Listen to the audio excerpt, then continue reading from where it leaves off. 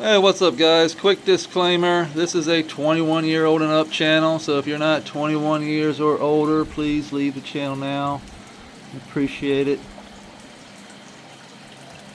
Our pond is still cloudy. You can see from the bacterial bloom, we did a full reset. We got plenty of oxygen, you can see, but we are cloudy. This will clean up. It's been less than 12 hours basically since we did a complete reset on the creek, which, and I was thinking about this, and the more I thought about it, I was like, I went way too long in resetting the creek. It's something that's definitely needs to be done. I would say after, well, you can kind of tell. You can really tell.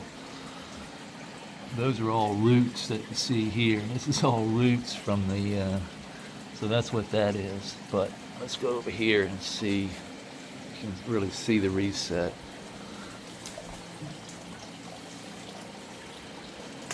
All right.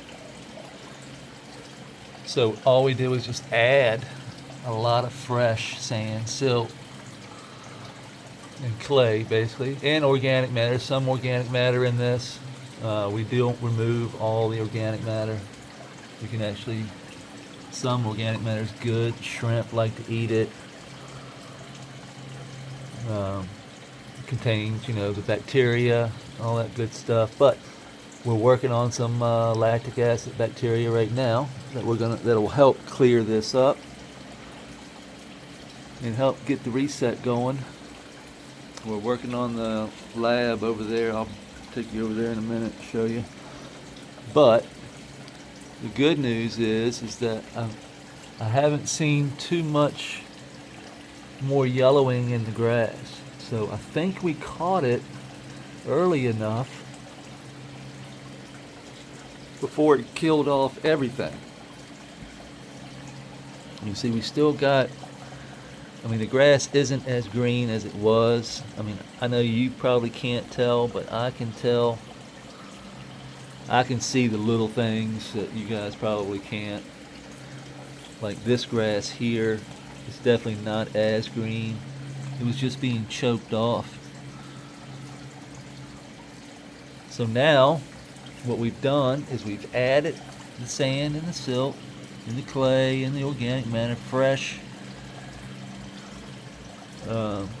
We go down to the reservoir on the edge of the creek, put it in a 5-gallon bucket, bring it up here, throw it out into the driveway, on the asphalt driveway that we have here.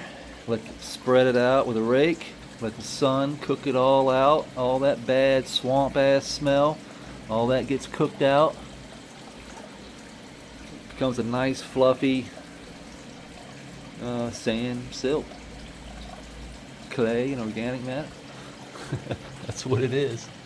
I know I keep saying it, but the clays are like those blue clays, and we've got a little bit of yellow clays and red clays, but it's so small, so tiny, that clay is almost invisible because the silt and the sand. And it's mostly silt, not a lot of sand either. The sand is a big grain, and then the silt is smaller, kind of floats in the wind. This is silt.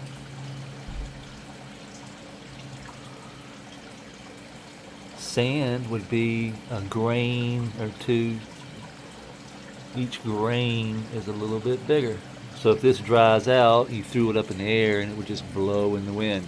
Sand would, if you threw that up in the air, it drops right down, because it's heavy. Silt will blow in the wind, and that's how things like the Sierra Desert, when the big winds blow sand and silt off the top of the earth and blow it across the ocean, kind of replenishing nutrients into the Amazon rainforest and other places. But what we have to do in here is basically the same thing, but we have to just do it by hand. We have to replenish what the worms and all the critters have been taken. So Another thing I noticed is that the worms were leaving the edges of the creek, and basically what you see here, this is what used to be. So underneath, we're going to watch, see all this sand and silt here, we're going to watch the worms turn that back into that black worm casting. So my theory here is that I went too long without replenishing the food, basically like the same principle as top dressing the soil with fresh nutrients that your plants have taken. We have to replenish that. So I went too long without replenishing. I had replenished the edges before, but I have not replenished the center of the creek. So I was just replenishing the edges and not the center. And and let me tell you, when I realized that when I stuck my hand down and pulled some of that creek sand and silt out, and I sent it to Mo at Agro Soil. And when I did that, I pulled the hand a little bit out, and there was a worm in it. And I was like, holy shit. Oh, there's damn worms, like actually in the creek, under the water, like in the sand and silt. I didn't think they could live that long, and maybe they can't. Maybe that one was just out in the middle there, hanging out. But it was alive and going through the stuff, and I was like, wow, okay. Maybe maybe once they run, just like on the edge, when they finish feeding and turning all that into their worm castings, they leave. And then eventually all those worm castings turn into muck, turn into basically mud, collapse, because each worm casting is a little ball, and eventually they'll collapse on one another, shutting off the air passages, not allowing air, turning everything anaerobic, and we get funk. When we add fresh, the worms come back, cycle through, aerating what they through all their old worm castings as they work the new sand and silt.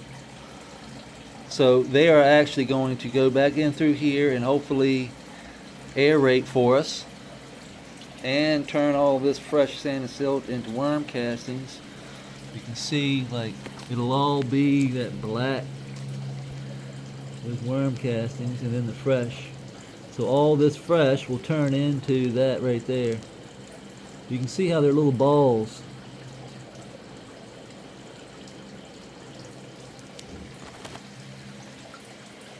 But yeah, it's there's a lot of little things that everything you do affects something else, and it's literally like impossible, well, for me anyway, to think about every little single thing that could change when you change something.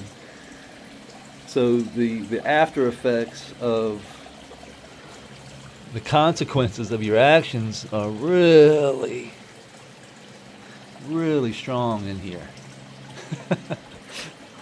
That's for sure. So we removed a lot of the elephant ears just to get us some airflow, some space. Our plants have definitely taken a hit. I mean, you can see the curling in some of the leaves, curling down. This is, we're gonna lower the humidity in here a little bit. We lowered the lights. We're on basically limp mode right now. We are just limping along, trying to get these things back in order. I don't want to push right now. Basically, I don't want to have 1,000 or 1,200 ppfd up here, light intensity. I want to slow them down. You can see the curl on the end. But I must say, with that stress came a lot of terpenes. The smell just exploded when I touch it. Like, if you stem rub now, it's like, wow. Like, it's like a mustard type funk, berry. It's all over the place right now. It's going to change a lot. This Orangeline here from OK Calyx. Oh, that's the Raspberry Deadhead, by the way. Raspberry Deadhead from Luna Whitcomb. From Luna All Day on Instagram. This is OK Calyx's Orangeline, stacking nicely. But you can see we had, all the leaves in here are getting that deficiency.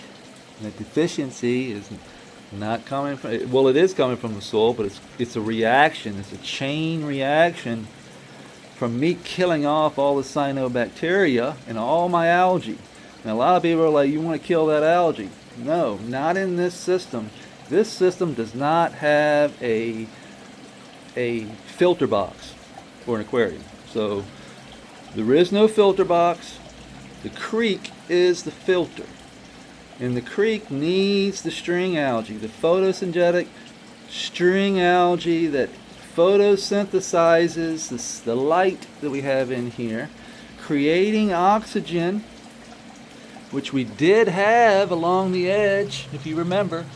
We had it all along the edge. It was growing green and lime green and yellow, and there were bubbles boop, boop, boop, boop, boop, boop, all along there. And that was oxygen. That is what we need to keep this grass. We also need the worms to aerate while we get the oxygen. So it's all these little things that build up.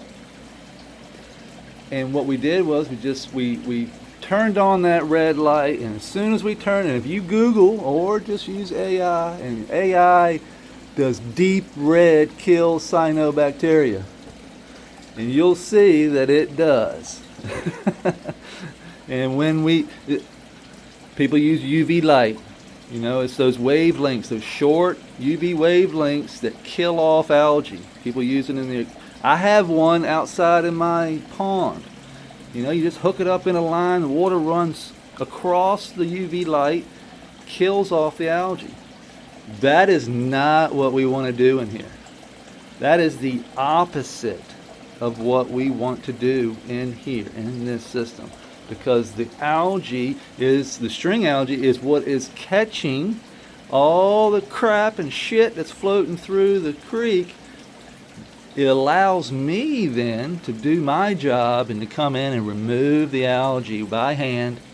And when I remove it, I'm pulling out that photosynthetic algae that's already created oxygen, and I'm putting it in the soil where that dissolved oxygen that's trapped inside that algae can then be pushed down, eaten, dissolved by everything. The cycle can continue. All that stuff can go in there. It's good for life because it's power, it's energy. I can't stress it enough. People keep saying and wanting me to get rid of the algae in this particular system. Okay, now I'm not saying outdoors. I'm not saying an aquarium. This is not an aquarium. This is you got to do a completely different mindset change. Everything you think you know about aquariums and ponds don't mean shit hardly in here. I'm just trying to explain.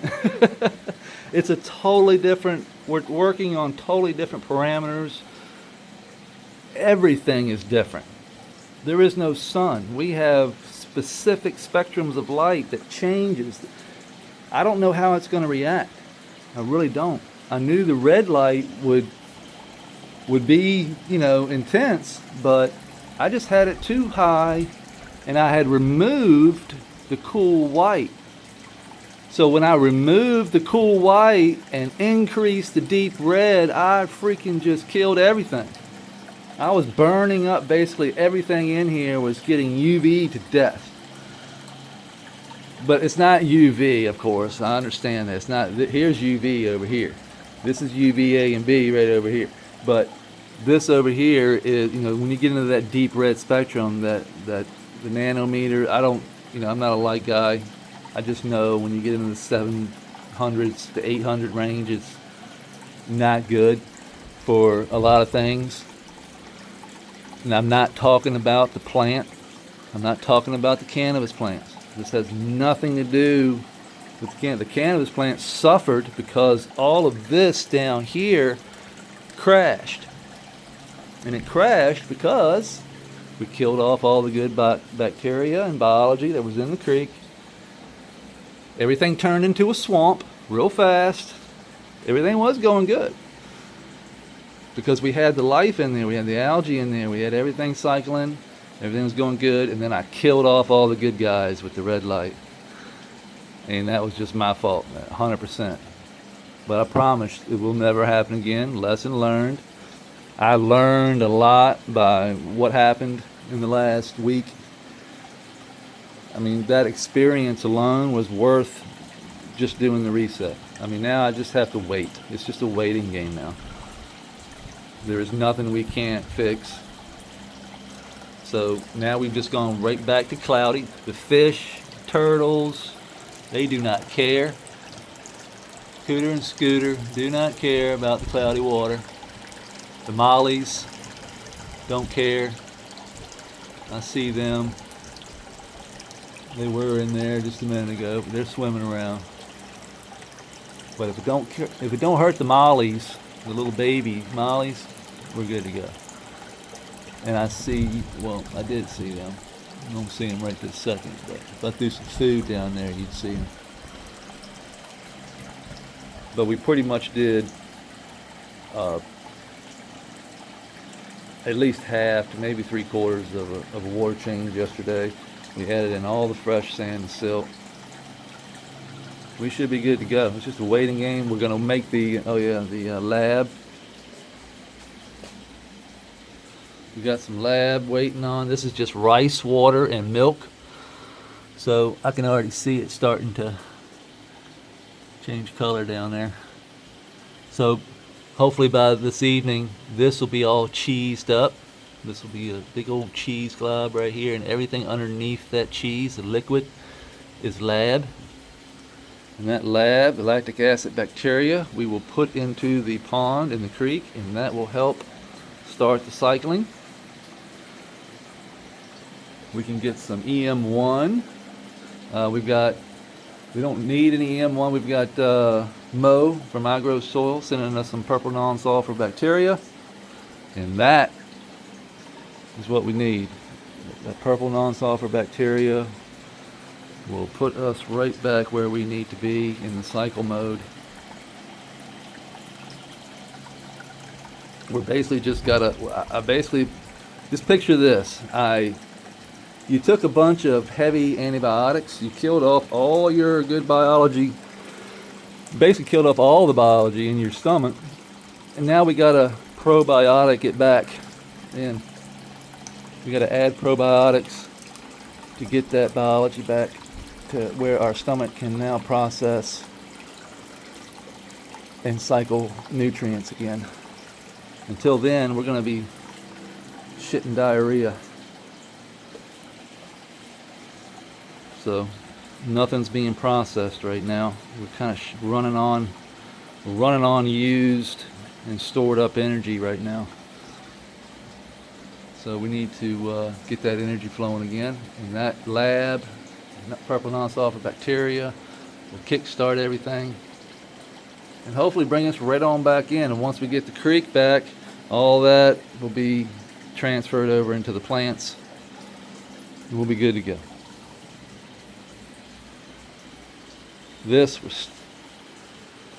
It's not tacky anymore. That is almost there. Little tacky, not much, but I'm happy with it. Very happy with that.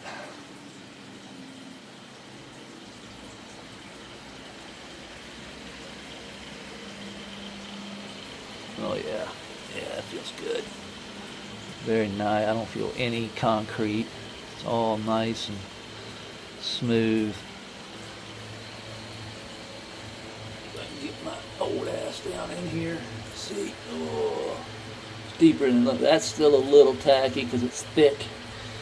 You got thick spots from the uneven concrete. So it's still, yeah, you can see, still a little. That'll probably take a couple more days. Plus we're going to come over here and we're going to turn down the DHU today.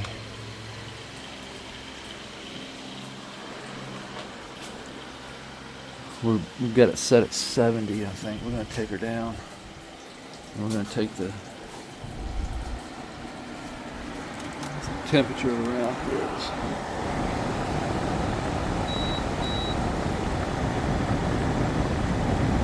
65, that'll pump up.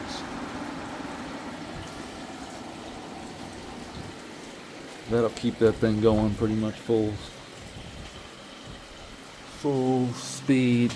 So since we did that, that's going to lower the humidity in here. That means we need to lower the temperature as well. So right now it's 82, but it's supposed to get cold. It's only supposed to be like 66 today, and then like down to the 48 tonight. Where are we at? 84. We'll turn that down a little bit. Get it down, set it at 82, and that'll keep it around 80 probably.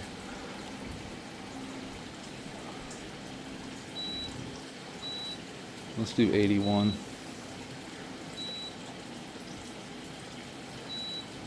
Alright, good. That's it. We got the lights turned down, turn down the humidity a little bit, turn down the temperature a little bit. We're just going to slow things down in here while we do the reset.